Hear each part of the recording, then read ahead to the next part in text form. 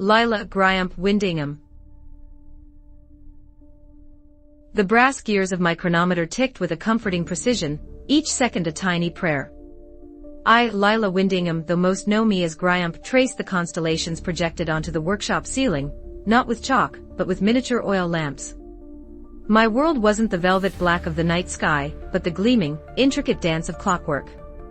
I wasn't mapping stars, but the divine mechanics within them. For years, I'd been charting the celestial engine, believing the universe itself was a grand, automated creation. Then, the messenger arrived, breathless and babbling about a stalled automaton in Old Viridia, a colossal engine built by the founder of our order, a machine said to regulate the seasons. If it was truly failing, well, the thought didn't bear contemplating. That machine wasn't just metal and steam, it was a sacred relic, a physical manifestation of the divine clockmaker. And now, it was silent. Old Viridia reeked of rust and despair. The automaton, the Harvest King, loomed over the town square, a colossal figure of brass and iron, utterly motionless. The townspeople were convinced it was a curse, muttering about displeased gods. I dismissed their superstitions. This wasn't divine wrath, it was a mechanical failure. A profound, terrifying one. Days blurred into nights as I descended into the king's innards, mapping the intricate network of gears, pistons, and regulators. Each failed component felt like a personal failing, a sacrilege. I discovered the core regulator, a crystal oscillator meant to resonate with the planet's magnetic field, was fractured. Replacing it wasn't the problem, sourcing a replacement of that purity and size was. Old text spoke of a sky shard, a piece of a fallen meteor, said to possess the necessary resonance, hidden within the abandoned observatory on Mount Cinder.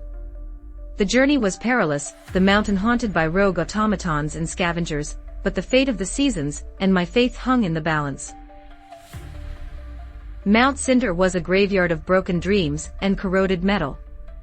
The observatory, once a beacon of astronomical knowledge, was now a husk, overrun by automated guardians, remnants of a long-forgotten order.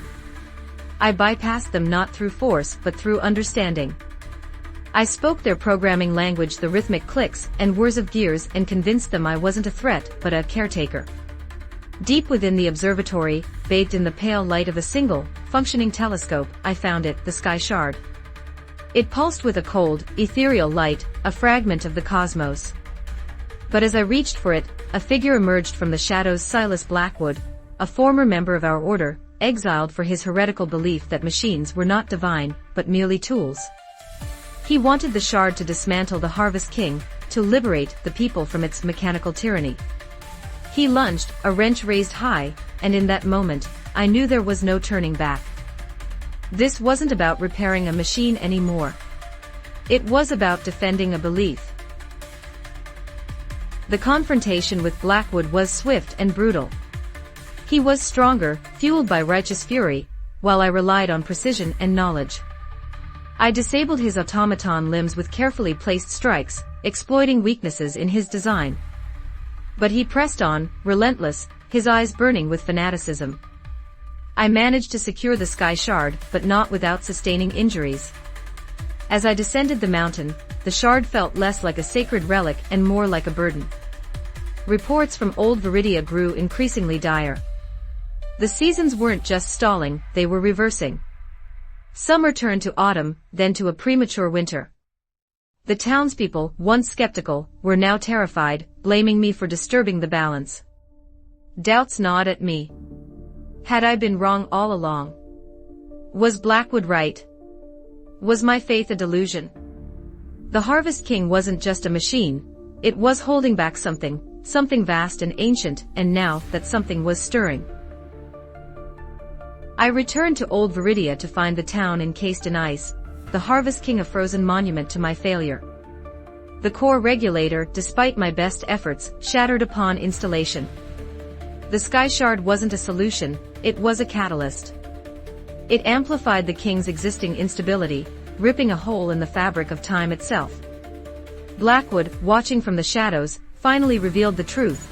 The Harvest King wasn't regulating the seasons, it was suppressing something far older, a primordial being, the Winter Weaver, imprisoned within the planet's core.